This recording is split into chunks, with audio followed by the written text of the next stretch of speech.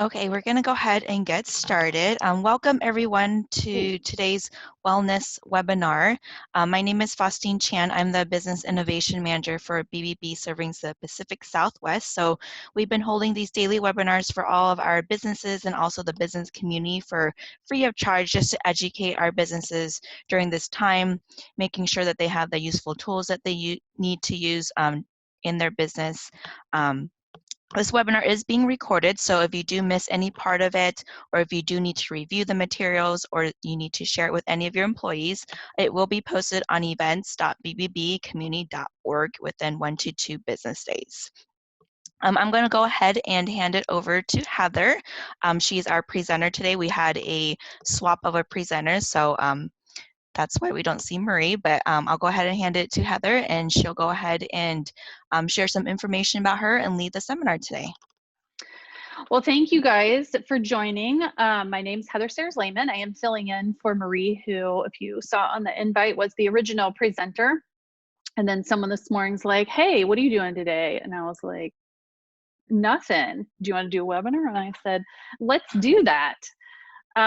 And for me, when I present, I try to keep it really casual. We can do it like I'm at home in my living room and you're at home, maybe in your closet, maybe in your living room, maybe you're outside.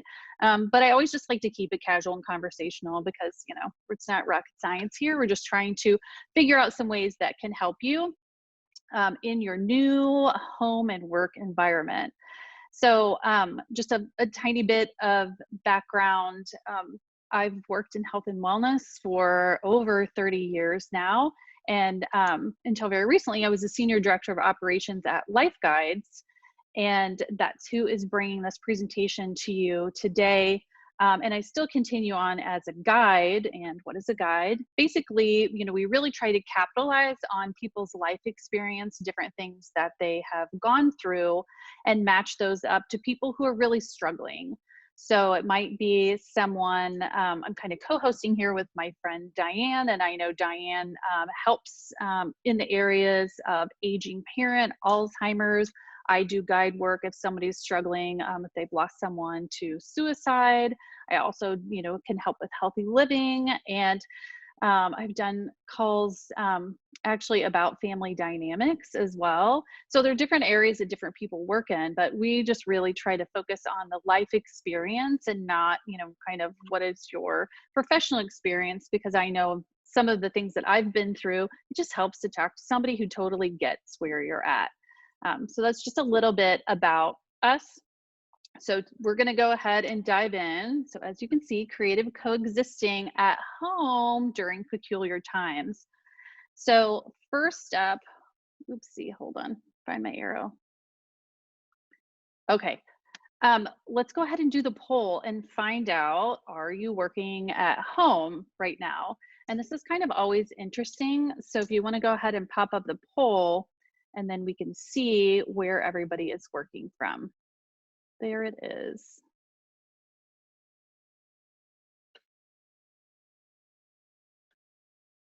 And I've done several webinars since the pandemic hit, and it's been really interesting to see, especially from companies.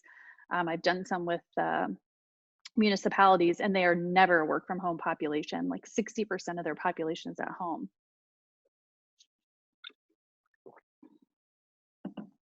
So far, we're at a solid 100% at home. So I think it is kind of interesting, again, in like just the tone of keeping it really conversational, to bring up kind of in the chat, like what are some of the bigger issues you're finding at home? Since it's kind of a smaller group, then I can actually like tailor it to some of the issues you're having. So it could be, I mean, there are 4 of us plus pets, and we have young adults, 17 and 19. So I'm an adult. No, you're not an adult right now because it's a pandemic. So we have some, you know, interesting dynamics with all that. So tell me in the chat, and let's just see, really, you know, interested to see kind of like what is maybe your major grievance, what's something you'd really like to figure out, what's something that drives you bananas morning, noon, and night, and see What kind of different things are coming up for people?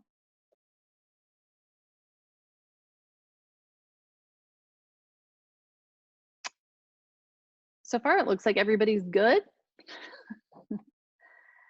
House, kid, food. I can appreciate that. I think mine would be food, kid, house, which is so interesting. I wrote a book on emotional eating and then this hit, and I was like, it was like I never knew anything about not emotionally eating. So I was like, oh, I got to go back to the basics. That's a really big one that I've heard for a lot of people that are struggling um, being at home and then grazing all day long. Anybody else? Kiddo interruptions during calls. Mine is 6 and doesn't understand, which I do give a huge shout out to people who are parenting the smaller ones that you can't, because mine are just as happy to be in the room playing on the computer, but to have kids that don't get it, like, why are you being so mean? Like, why can't I ask you a question? And I'm bored, or I mean, I can't even imagine the homeschooling, like, is a whole different next level. Anybody else? I heard Diane's woes about bad dog haircuts. That's tough as well. Too much computer screen time, work from home boundaries. Yes, I think the boundaries are really interesting because many people have a job where it's, somewhat of like, I might be done at this time, I start at this time. But then, we've heard, I got text messages this morning at 6:30, and, and I might hear something very early because I work for someone on the East Coast. And so like the balance like is really difficult. 21-year-old daughter lives with me, and since she's having problems staying at home and not going out with friends or working, and especially shopping, her attitude towards me is very hard to handle. Yes, I totally get that. My son is 19. He's home from college, and it was his freshman year, and finally living on his own, got the girlfriend 2 hours away from home, and then bam, he's back home until August. Like, and there's a lot of within his own grieving process, bargaining. Well, what if I did this? Well, what if we just stayed 6 feet away from each other? It's like, oh my gosh. And so those dynamics are super challenging. Again, I don't even know if I would call 21 an adult. I'd call an adult. But I think the gravity probably really is not landing on a lot of the younger people. Just kind of depends on the person. All right, let's go ahead and close this poll down. If you have anything else, you can add it. Any other things that you're really struggling with? I'm going to scooch. I feel like, there we go. So some of the things we're going to talk about today and really trying to find this middle ground will be awareness and communication. And yes, my letters are sitting on top of each other, and it was driving myself crazy earlier. And I was just like, you know what? I think we can all read it. So we're going to go with it. But the communication is such a huge part because we all know what bad communication feels like. So we're going to talk about some more effective ways to communicate and find that middle ground, and talk a little bit about the who, what, and how we can do this. So awareness is the state of knowing. So one piece that I always kind of like to look at is really self-awareness. Let me pop all these up. And because I think the stress and everything that I have been reading about the stress, like it is so overwhelming for everyone.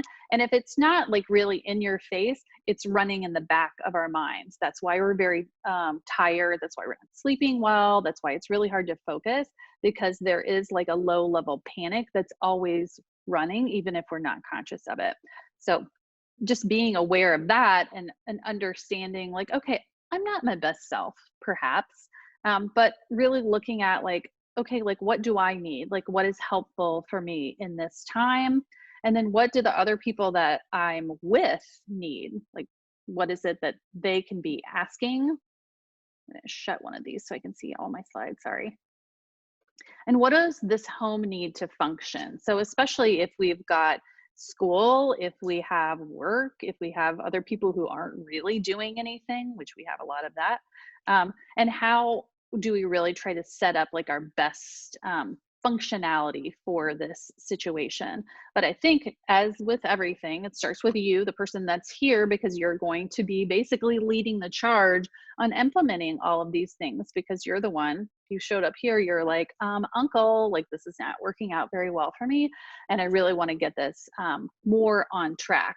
So I think that as we look at that piece, it can be really helpful. And whether you journal it out, and not journal as in for everybody to read, or you don't need to look at it later, but just really to try to figure out, like, okay, like, here is my real pain point. So maybe that is like, I've got too much screen time, I don't have boundaries, or I've got a kid that thinks it's time to be out and about because they don't have anything going on, or I'm about to eat everything in my pantry.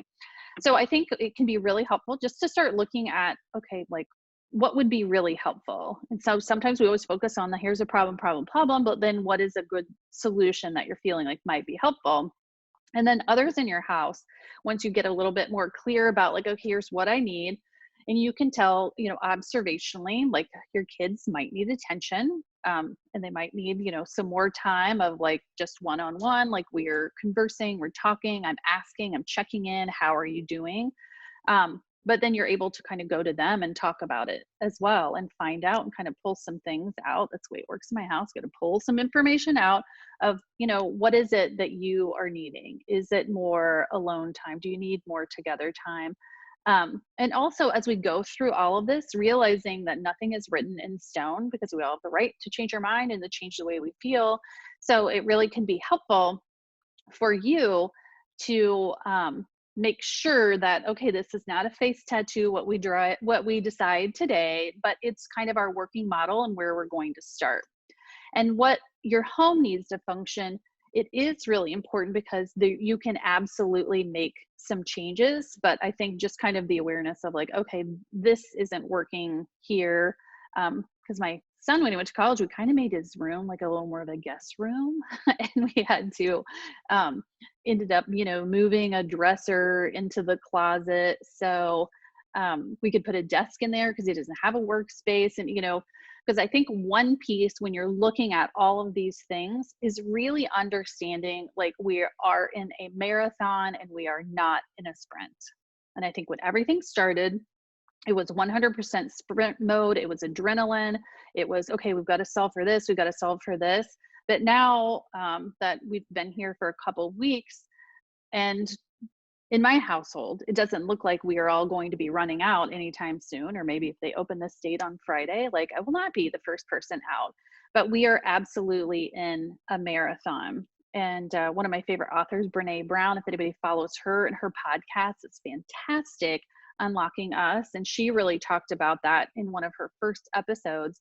And I found it, like, really helpful, of like, oh my gosh, we got to do this. And it's like, no, because you can't run on that adrenaline for a really long time. You got to calm it down, and start making decisions because again, like, my kid is here until August. So we don't need to make, short-term decisions. We really need to look at, like, the big picture. Alrighty. So communication. It can be a very painful point in the best of times. And that's what I think the stress of the situation really amplifies a lot of our regular challenges. And you can kind of feel like, okay, this was a little bit irritating 2 months ago, and now it's making me want to pull out my hair or throw a frying pan at someone. So really understanding, like, the communication piece and where we really lacked before can really elevate the tensions, but then really kind of drives it home that this is something we really need to work on. Because if I'm already, like, up to here and you're pushing me up to here, then we really need to figure this out more effectively than we ever had to before. So it's really trying to understand kind of the who, what, and how that we really need to communicate with. So let's see. We've heard about, there are some kids, like, here on the call, and spouses, roommates, coworkers. I assume that pretty much anybody is here who has people that are around. So go ahead and put in the chat. I'm curious to know, basically, oh no, wait, we have a poll. Oh, Faustine was already on it. She was like, Heather, did you forget already? It's like, I can hardly find anything in my own home. I have 6 different teas going on at any given time without the house, throughout the house. So you guys tell me like who, and you can pick multiple, but who are you working from home with? And let's see who's clogging up the areas.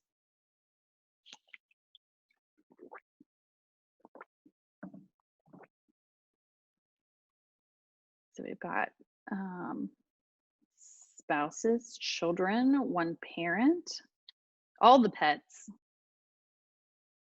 Those are the only ones that stay on my good side all day, quite frankly. Is that about it? I think there might be one more person. So it looks like half of you have a spouse or a partner. One has a parent with them, and then 2/3 have kids that are there, and then 2/3 have pets. So hopefully that's helpful to kind of see the, you know, the different colors of like what everybody's having to deal with. And I think it's really interesting because when you just say children or parents, that means a myriad of things. I have a friend and she has a 6-year-old and a 7-month-old now. And I'm like, oh, those are 2 very different scenarios. One, you know, you could barely reason with, and one you can't reason with at all. Whereas some of us have older kids where it's like, okay, they can keep themselves occupied. I can say I'm doing a webinar, so please don't come out here and ask me what's for lunch. You know, that, you know, it's very different levels. And parents, like some people that are with their parents might need care, or their parents might actually be helping.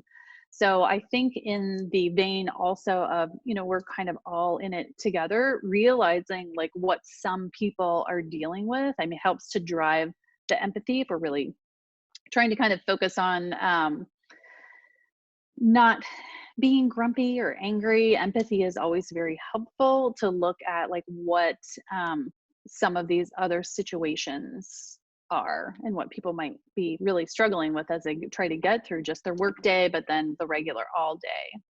And yes, Diane said, and some people are alone. And that's really interesting because I've heard that on a webinar, really like the loneliness, because maybe they're trying to reach out, but they're trying to reach out to somebody who's dealing with a 6-year-old all day and they don't get right back to them. So they're really kind of struggling to, you know, not make things personal, like, you know, I'm here all by myself. So it's a, you know, it's just a really interesting time.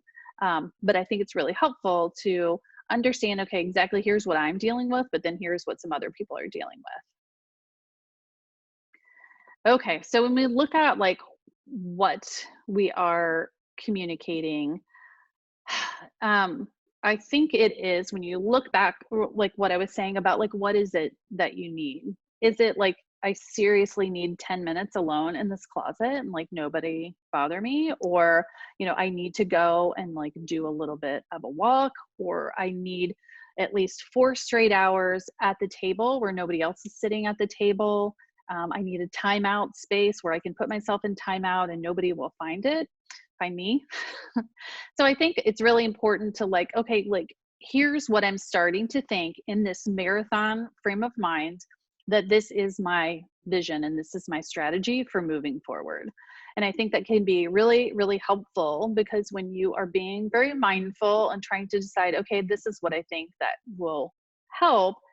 And then, you know, bringing everybody else in and saying to them, okay, we're going to be here for a while. Like, you know, I'm probably working from home for a while, or you're definitely not in school. I'm not sure about daycare. We don't know what anything is going to look like. But, you know, what else do we want to do? So when I'm taking into consideration that you might need a little more time and you need some more one-on-one, and I'm saying like I need 4 hours at the table, so you know, what can we do? Are we going to do an activity together before that?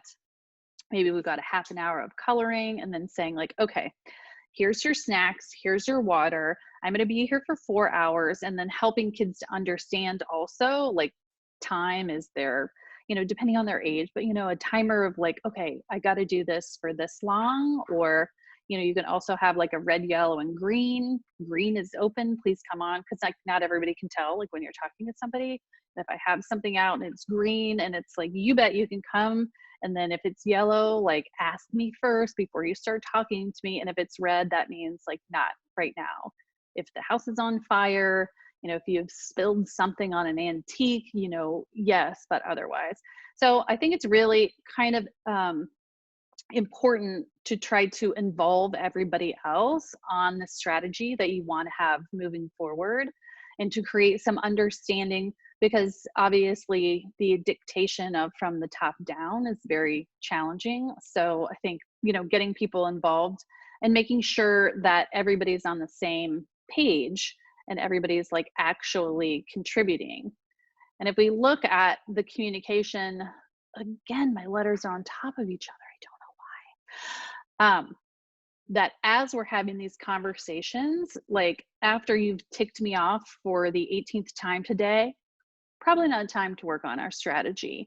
But when we are all kind of in a better place, we've got a little bit of time and we can chat about these things, and nobody is ready to implode or explode. And I think the communication piece, as it shows here, that so much of our communication is nonverbal, because I've got all of the looks, I've got all of the eye rolls, I've got all of the quiet that could convey to somebody like, when I just said this, you knew what that meant, but when I look like this, like, oh, you know what that meant.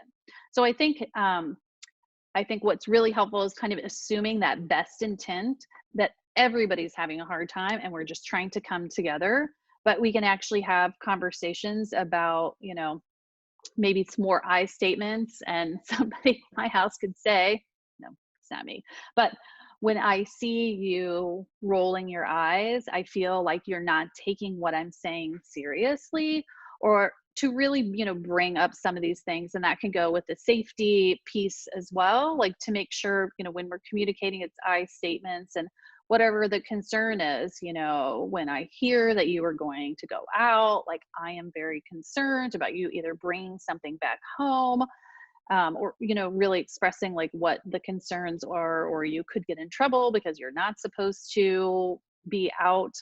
So I think that really talking from kind of the heart space of like, here's what's really worrying me, can be very helpful, and trying to let go of, yes, that's the 17th time I've had to deal with it, or yes, you have been on my nerves, but it's really like such a great time to be able to start fresh, because you might have, different work zones in the house, and you might need to be on a schedule where we juggle, because maybe I don't get the dining room table all day long, and we just lost our outdoor office because it's too hot now. So we've had to kind of redo, because my fiance and I, like, he is in the living room and I am in the great room, and we, will kind of go back and forth and check in with each other in the morning. Like, do you have any conference calls? Like, what do you have and who needs to be where?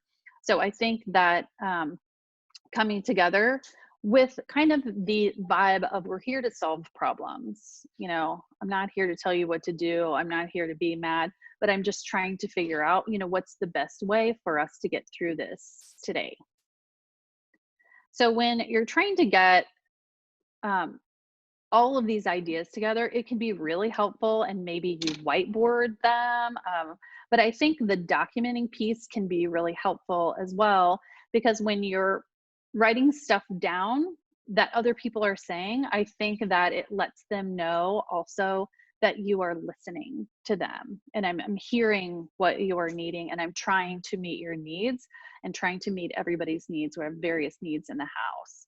So I think, as we, construct the ideas and try to put them into an action plan, making sure that everybody is understanding, like, here's what we are trying to do, and it really is, we're trying to work, we're trying to have school, we're trying to have playtime, we're trying to do all of that in the confines here, and also then to actively involve other people in the problem solving, because again, it doesn't always really help. Like, if you're able to put out, I need 4 hours at the table, then other people can actively help you try to problem solve, and then you have their buy-in on kind of a much different level.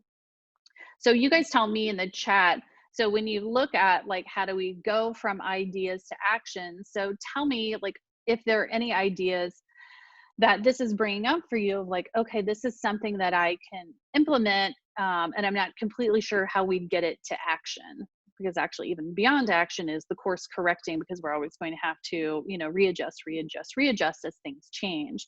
So what are some ideas, and I know Diane, you can tell me, then what are some things that you have in mind to decrease your screen time?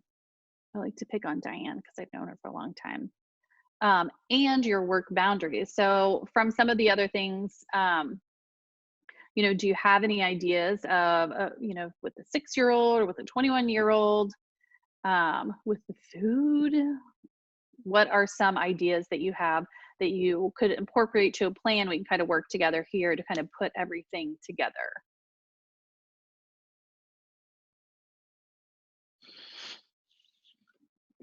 Classic. Happy hour starts at 4, no screen time. I need to have a little booze in here to offset my screen time, which I think is legit. As long as it's not 4 p.m. until last man standing, I think that you're okay.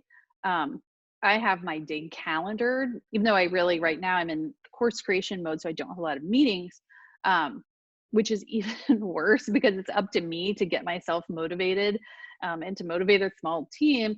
So I think that it's really helpful that I have things calendared out of like, no, this is my period where I have to answer emails. This is the time to create content.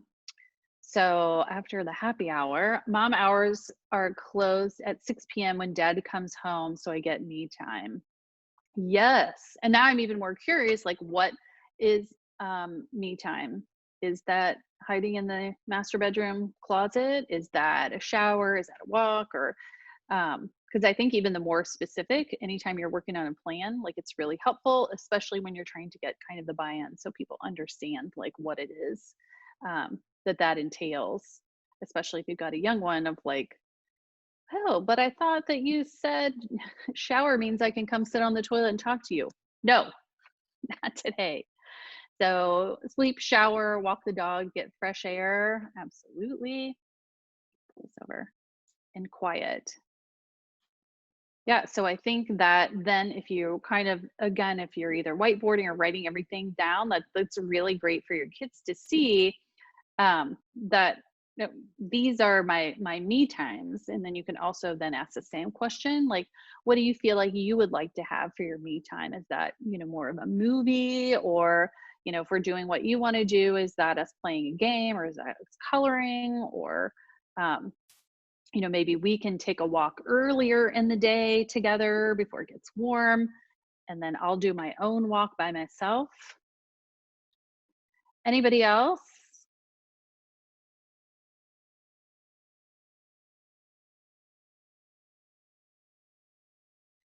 And you could also like have an end time too. I think that that can be really helpful for kids. So if mom time ends at 6, like when does it open again? So then they can learn what time it is and how to know like, oh, I've got 5 more minutes before I can really go harangue my mom.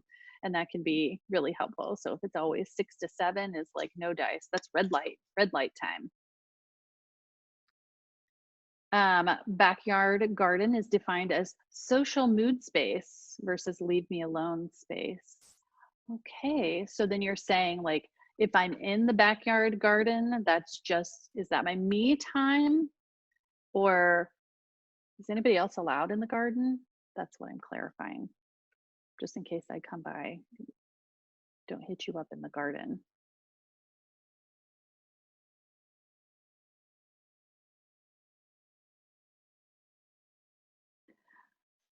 Aha, anyone can be in the backyard, so don't go if you want isolation. Got it. So that is more maybe my bedroom, depends on how many rooms you have, could be the master closet. But if you want isolation, don't come here because everybody's welcome here. So that could be like also like a green light zone, like anybody can come here at any time. So I think taking these pieces and really kind of creating an action plan. And again, like maybe it's something we're trying for this week. So maybe, you know, we do announce on Sunday, okay, from 6 to 7, remember that's my me time. I'm going to be doing these things. So then anything you need, you talk to dad. but then you've got that for the week, and then you can kind of assess, because there's really making like concrete plans is never super helpful. So it's always really helpful to have like, we'll look at this again in a week. So in case somebody's feeling like, oh my gosh, I hate this so much and this isn't working for me, then they know that, this isn't permanent and we can look at it. So it is kind of interesting then to kind of have like a living document of like, okay, so here's what I was saying I needed, here's what you're saying you're needed, here's the things that need to be done, and here's our plan for the week. And then again, it's almost like SMART goal style, that then we can assess and create an action plan from that. Do you guys have any questions about creating your own action plan to create some better dynamics at home? Any questions? Okay, I'm going to keep my eye on this, but I'm going to go ahead and throw this over to Diane and let her speak, because I'm definitely going to hang out and answer as many questions as you have. Especially you can chat also of like, I have this very, very, very specific to me question, like I'm happy to answer that. But let me go ahead and throw this over to Diane and let's hear her say what she wants to say about life guides. Hi, everyone. Thank you for attending. And we, Life Guides is honored to be a partner with the Better Business Bureau Pacific Southwest. And we're all navigating this together. I just want to remind myself and others that every day is a different mood and a different experience, and to be creative and hopeful, because positivity brings more positivity, but it's also important to have space to vent and release what is real in terms of more negative emotions. So thank you for being here. As Heather said earlier, Life Guides is a peer-to-peer support platform / community of guides like Heather, real people who have real experiences and lots of different professional backgrounds, but they're there because they have empathy and wisdom from walking through a life challenge themselves. And we have guides dedicated, as well as resources to supporting employees, family, human beings through this pandemic, as well as lots of other life challenge topics. So on behalf of the Better Business Bureau Pacific Southwest, if you'd like to experience that, I'm going to just post a link in the chat for you to feel free to engage and receive support. And that's all that I have, unless there are any other questions. But I want to thank Faustine and for organizing this and for being resilient when we had a last minute change of speakers, and mostly thank Heather for getting dressed today so she could be on screen when she didn't wake up. This was not part of her agenda. It's the top. Well, it's really the makeup, and I wouldn't call this the hair style, but I did only prepare from the top up, and I do have my flannel PJs on as ordered. I have the wrong link that I was going to post, so just give me 1 second. Does anybody else have any questions or comments? Chit chat? Thank you all for coming, because I know you have limited time and you're all probably very busy and have a lot of other things that you could do with your time. So I really appreciate you spending the time with us. Yes, so thank you once again, Heather and Diane, for sharing this wonderful information to all of our attendees today. If we can't get that link up, Diane, we can definitely share it in an email to all attendees and those who registered. This webinar was recorded, so it will be available for you on events.bbcommunity.org. You can sign up for additional webinars on there as well. If you have any questions, follow-up questions, please email Diane. She has her email address right there as well, and we can share it in the follow-up email as well. But thank you everyone for attending. Looks like Diane just put up that link, so if you want to check that out, please go ahead and do so. But everyone, thank you for attending today. Please stay safe out there and please be healthy. Thank you.